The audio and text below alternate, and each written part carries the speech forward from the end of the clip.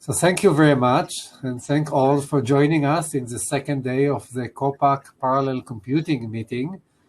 Today we have again a full program after the program of yesterday. We are more material-oriented today, and we'll start soon. I just have few announcements. You remember that after this talk, we go to the next talk, and we need to go to a separate room. So remember to click on the link and move to the separate talk. I will be very strict on time, not because the talks are not interesting, they're very interesting, but we have to open the other room exactly on time.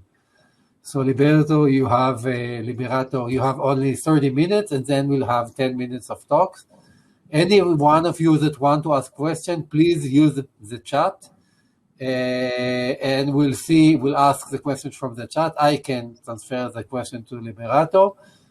And today we have at the end also quantum rotors, and then the COPAC, and then the poster session, the COPAC coherent, and then the end panel and discussion. So without further delay, I will introduce our first speaker, Liberato Manna from the Istituto Italia Tecnologi Genova from Italy. And he will talk about Halide, Perovskite Nanocrystals, synthesis, the rule of surface, and heterostructures. So Liberato. So good afternoon to everyone. I will speak today to you about halide perovskites. I will start with the lead halide perovskites. These materials are really important nowadays, especially in photovoltaics, for a number of reasons. So first of all, it's very hard to displace ions in the structure. So the only low energy defects that you can form here is halide vacancies. And when you actually form halide vacancies, the traps that you form are nested in the bands, so they do not form mid-gap states, as opposite to the case of traditional semiconductors. So they are somehow tolerant. And because you form also halide vacancies on the surface of these materials, they are so-called surface tolerant. There is also the formation of polarons in these materials, which reduce a lot carrier scattering, and this is at the base of let's say the longer carrier lifetime in these materials, and so of the high efficiency in photovoltaic devices. So as you know, solar cells out of these materials have reached efficiencies above 25%. Now, in the case of colloidal nanocrystals, you can tune the color also in the halide by changing the halide composition, but also with the quantum confinement, so making particles that are really small. And the group of Kovalenko was the first to report the synthesis of colloidal nanocrystals in 2015, and this kick-started a new field in colloidal nanoscience of this material. So a lot of groups in the world started making nanocrystals of different types of, especially lead halide perovskites, and so this frenzy of this field started. Just a note going back, you see how the lead P levels are so basically close to the conduction band, or basically inside the valence band, and the X p orbitals are basically inside the valence band. So when they form non-bonding interactions, they are nested in the valence band and nested in the conduction band, actually, for the case of lead. So this will keep in mind for the future. What do we do in our group with these nanocrystals? We do different type of devices. We do electroluminescent LEDs, we do solar cells, we do scintillators, and we do also luminescent solar concentrators. So there is a lot of chemistry involved in making the blends, in the tuning up the efficiencies of these materials. And most of this stuff is done in collaboration with other IIT groups or with the group of Sergio Brovelli in Milan. Now, one first development in the synthesis that we made was to separate the injection of the lead and of the halide precursor, because by using a large amount of halide ions, we can make the surface of these nanocrystals halide rich. And this actually saturates the surface vacancies and makes these nanocrystals strongly emitting. How do we do this? Well, in our case, we do it by using benzoyl halide, which in the reaction environment react with the amine and with the carboxylic acids, creating anhydride or amides and freeing the hydroallylic acid. So here you see the synthesis of phase-pure cesium-lead halide, so chloride, bromide, and iodide. At that time, they had record efficiencies, and we can also make the synthesis of methylammonium and formamidinium nanocrystals with also very high quality. What you see in the lower panel is we took the bromide base, so cesium-lead bromide, methylammonium-lead bromide, and formamidinium-lead bromide nanocrystals. We made film, and we saw very low threshold for amplified spontaneous emission from these nanocrystals, telling that in effect they have very high quality, or at least they had it at that time.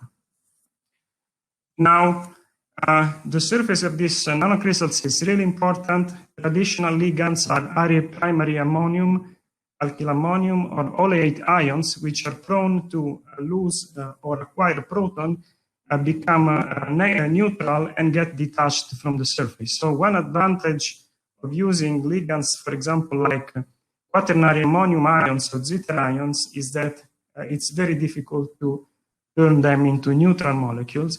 And so, for example, we developed a few years ago a ligand exchange procedure by which native ligands on the surface of these nanocrystals can be, which are cesium oleate, can be replaced by quaternary ammonium ions, and the quantum yield of these materials goes basically to 100%, and also the stability remains very high over time. So, for example, you see here in the top right panel that samples of ligand exchange, quaternary ammonium bromide exchange nanocrystals stay very stable also after several weeks. And this is also because the surface is halide rich, and so it saturates halide vacancies. What you see in the bottom is a synthesis of alloy nanocrystals based on lead and cadmium, of which the blue color can be tuned by tuning the amount of lead and cadmium. And also in this case, what we see is that if we use the traditional ligand coating, cesium oleate, because of the presence of a large number of surface halide vacancies, the cadmium ion escape out to the environment, and the color of the nanocrystals progressively shifts to green. Whereas if you have quaternary ammonium bromide coated nanocrystals, again, you saturate surface vacancies and you don't have the escape of the cadmium ions in the solution. So the blue color is preserved, the alloy composition is preserved both in colloidal suspension and also in films. So we were able to make an electroluminescent device which preserved the blue emission color. Now, these materials are also very interesting in general, the metal halide, and especially the nanocrystals, because you can do a lot of reactions. You can exchange the anion, you can exchange the lead cation with another, so what is called the B cation with another cation, for example, making manganese-doped cesium-lead bromide nanocrystals. You can exchange the A cation and increase or decrease the stability of the overall structure. And you can also insert or remove cesium halide or lead halide, triggering these transformations from the 0D to the 3D phase. Now, all these reactions were not very well understood until basically 1 year ago, when we basically came out with the idea that all these transformations can be understood by, let's say, a preservation of the cesium cation sublattice. So if you start from a cesium halide, for example, cesium bromide, you can insert a certain number of units of lead bromide 2, the cage expand and distort. One fraction of the cage, 1/4 of the cesium cages is filled with this lead bromide 2, and you form the 0D phase, cesium 4 lead bromide 6. If you keep adding lead bromide to these nanocrystals, you form the cesium lead bromide 3 perovskite phase. And if you add even more, you form the cesium lead 2 bromide, halide 5 phase. So all these transformations are interconnected, and they can be understood by insertion or removal of lead bromide to a system of cesium cages. Indeed, our group and other groups were able to identify some of these reactions. And as you can see in these pictures, heterostructures could be also isolated in the different reactions.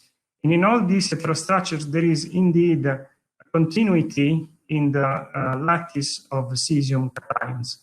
So these are epitaxial heterostructures in which indeed what changes from one domain to the other is the relative amount of lead bromide.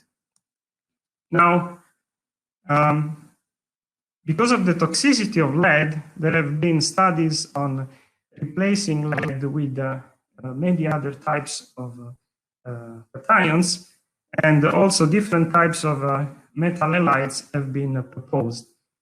One system that has been studied quite much in detail is the one of the double perovskite, in which every 2 lead 2+ cations, you can imagine that they are replaced by 1 A+ and 1 3+ cation.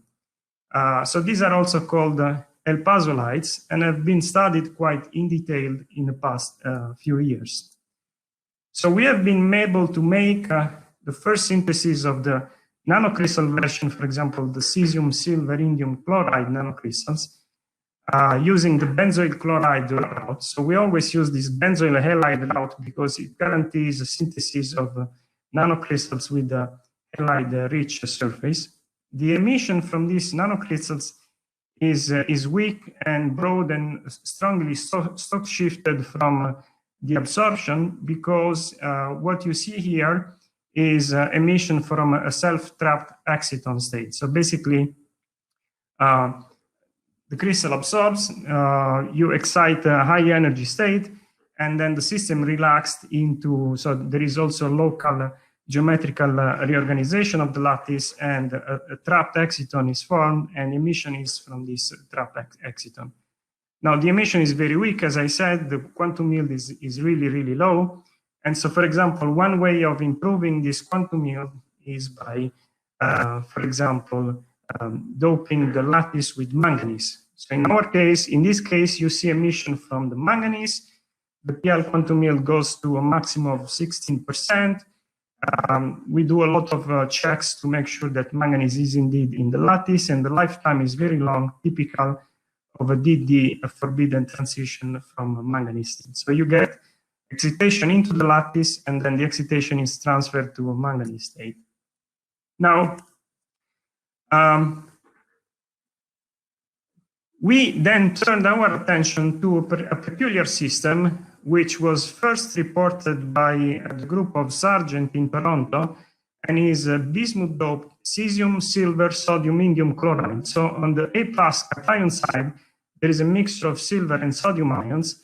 And then in the 3+ cation side, there is a partial isovalent doping with bismuth. This system was studied by Sargent for several reasons. So the addition of both bismuth and sodium changed the bond structure of these materials, according to Sargent, turning it from basically a parity forbidden transition into an allowed transition. And the quantum yield of the emission from these crystals was basically close to 100%, was very high, was 86%. So we tried to make the nanocrystal version of these materials. And what we found out is that the maximum quantum yield that we could achieve was around 23%. Now, the way we interpret this increase in the quantum yield from almost 0% from the standard, the cesium the cesium silver indium chloride to this 23% or even higher in the case of the bulk, is that when you introduce bismuth in the lattice, you form basically a trap state below the conduction band. Now, when you start from cesium, sodium, indium chloride and start replacing some of the sodium ions with cesium ions, what you form is also localized state on top of the valence band. So if you look at the panel B, actually, so this is what you should look at. You see on the top right, on the left and on the right, you see the pure system. So the cesium, sodium, indium chloride, and the cesium, silver, indium chloride. Both the top of the valence band and bottom of the conduction band in these two systems are completely delocalized. But when you start alloying sodium with silver, basically, you basically add one silver atom to the lattice, in this case, a few silver atoms to the lattice, and you add a few bismuth atoms to the lattice, you start forming delocalized states on the, below the conduction band and above the valence band. The valence band state is formed by silver chloride octahedra, and the conduction and the trap band, the trap state below the conduction band minimum is formed by a cluster of bismuth chloride octahedra surrounded by silver chloride octahedra. Now, holes and electrons relax into these states, and so you form a trapped exciton, which is very localized on a dimer formed by a cesium. A dimer formed by a silver chloride octahedron neighboring a bismuth chloride octahedron. An emission arises from the recombination of these electron-hole pairs, proximal electron-hole pairs. Now, if you look at, for example, the PL position and also the absorption, the optical absorption spectrum of this nanocrystal as a function of the let's say, sodium content, you will see that by varying the sodium to silver ratio, you, of course, are changing the band gap. But in reality, the emission is always at the same spectral position, as you can see on this scheme in the center of the figure.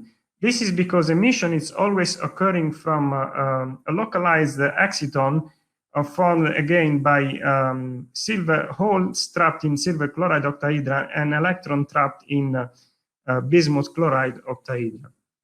When you increase the amount of silver, the amount of sodium, what happens is that you increase the localization of the holes around the silver chloride octahedra, and this also increases the radiative lifetime, meaning that surrounding a silver chloride octahedron by silver chloride octahedron increases the localization of the hole, actually. So it's a very complex system, but in reality is not that complicated.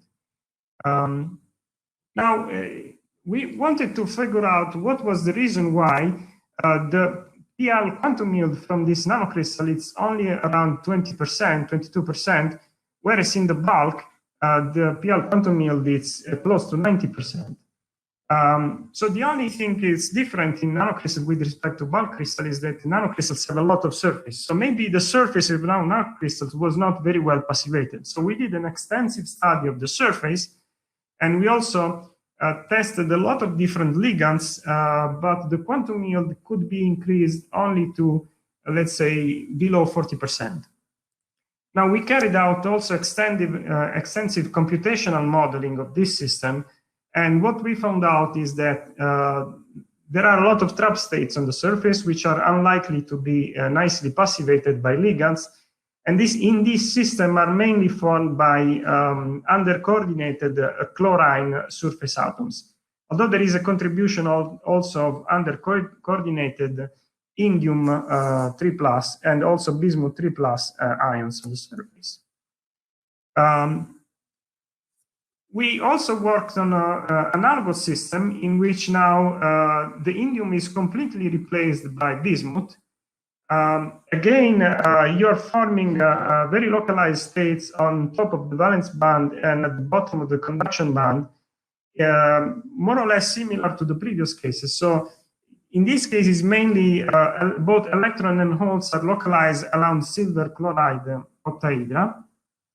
And you need to have a tiny amount of silver octahedra in a sea of silver chloride octahedra in a sea of sodium chloride octahedra to provide enough confinement for the holes on these trap states on top of the valence band.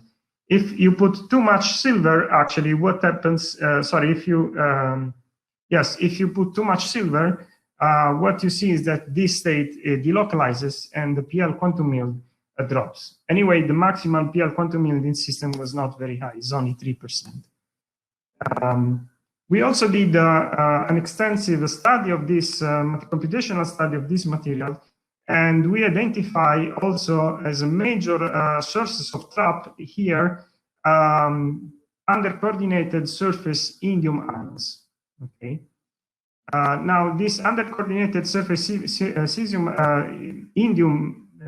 bismuth ions form states that are deeper depending on the extent of silver. So if you have basically no silver or very little silver in the system, on one side, this is good to localize the holes, and so to get efficient electron hole recombination.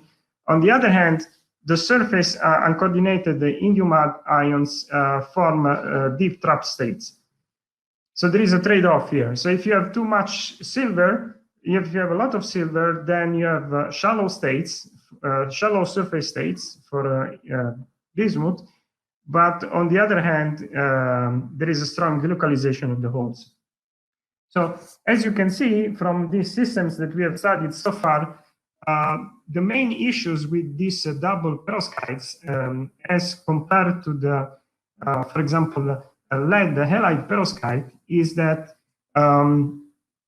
the uncoordinated B3 plus cation and the uncoordinated halide ions form states which are not anymore nested in the valence and the conduction band, but form really deep mid-gap states. And this is very deleterious for the optical properties.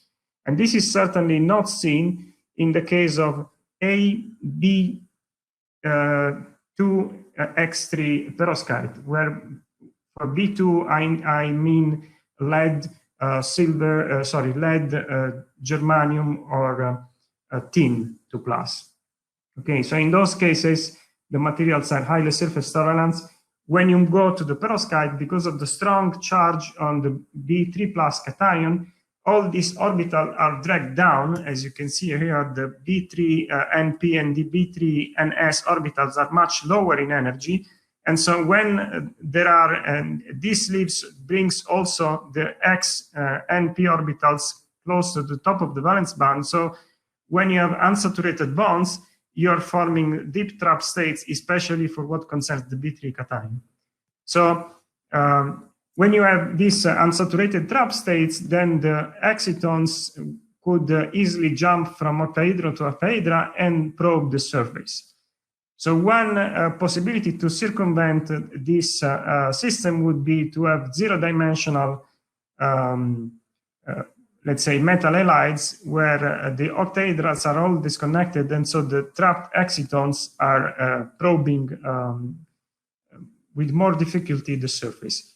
Another, let's say, radical solution would be to coat the whole nanocrystals with an inorganic shell, for example, of a metal halide with a very high band gap, but this has not been demonstrated so far. So as you can see, there is one thing which is the which is the lead halide perovskite with all their beautiful surface tolerance, and then there is all these attempts to find alternatives to these materials, which, however, so far have failed because the emission is either weak or is weak, broad, and it's very sensitive to surface. So all the other materials, all the other metal halides seem to be strongly surface, non-surface tolerant. Now, I want to quickly move to, in the last 5 minutes of my presentation, to a completely different system. What we were able to synthesize in the last couple of years were a series of metal, in specifically lead chalcohalides. Okay, so this is these are nanocrystals of lead sulfide bromides, which are actually do not have a bulk counterpart. The only bulk counterpart is lead sulfide iodide, which is a high pressure phase. Okay. So these nanocrystals were in this specific unknown phase with stoichiometry lead 4 sulfide 3 bromide 2 were only synthesized colloidally by us. And now, when you have a system that has no bulk counterpart, you have no idea of what the crystal structure is. So you have to solve the crystal structure at the nanocrystal level. This implies a lot of complicated steps. So first, you need to try to do electron diffraction on a single nanocrystal in a microscope with a precession camera, hoping already from that to obtain a structural solution. But this is also always very difficult with nanocrystals that are very small, of the order of 10 nanometer in diameter. So you get an initial guess for the structure, but you need, to confirm with other techniques. So what one does is also scanning TM tomography, hopefully at atomic resolution, at least to retrieve the unit cell parameter and the geometry of the cell, so the angle between the axes. And then combining these two information and also using X-ray diffraction data, you can attempt a more refined structural solution. Usually then you have different models and you have to relax all of them with DFT calculations to see, and also with Rietveld, to see if they converge to, let's say, a final structure, which was the case in our nanocrystal sample. So these nanocrystals have the structure that you see here, and they also have indirect band gap, as we calculated. Now, the nanocrystals by themselves are not very interesting because they are moderately photoconducting, but nothing to do with perovskite. But what we were able to do was to synthesize heterostructures based on the cesium lead bromide and this chalcohalide. So we basically preformed small perovskite clusters, and then we dip them into solution containing all the precursors needed to grow the chalcohalide. So you see now these dimers in which the brighter domain is the chalcohalide domain. The optical absorption and emission spectra of the heterostructure is not very much different from that of the perovskite, apart from a tail which comes from the chalcohalide domain. The PL is much, much weaker than for the perovskite case.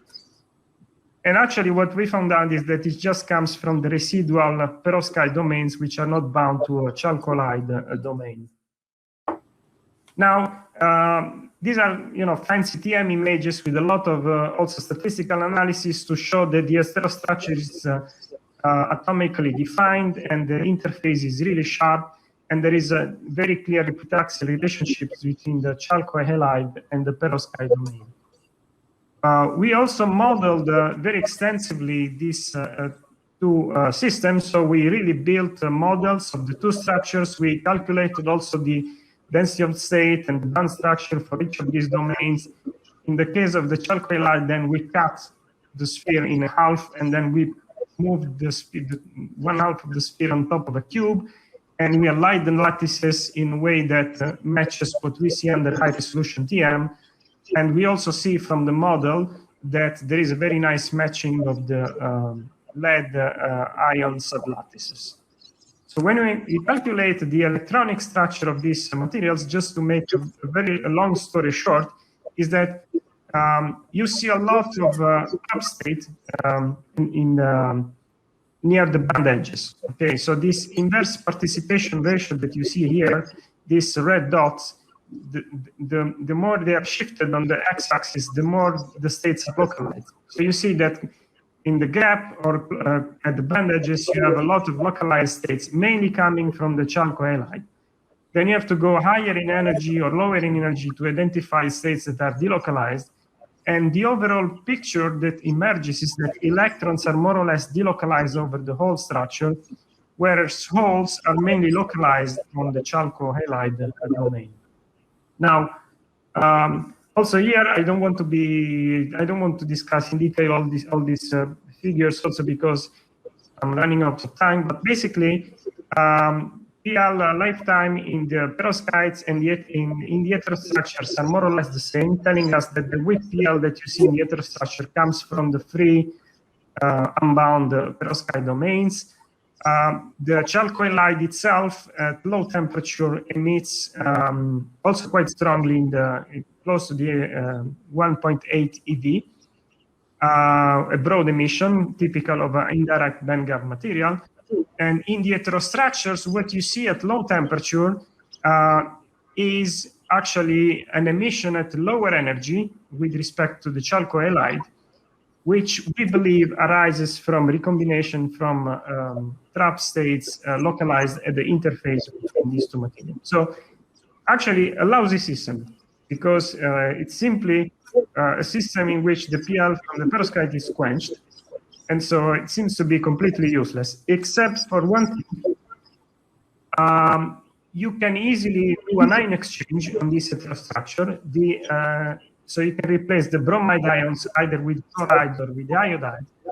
The ion exchange occurs only in the perovskite domain. In the chalcohalide domains, the bromide ions.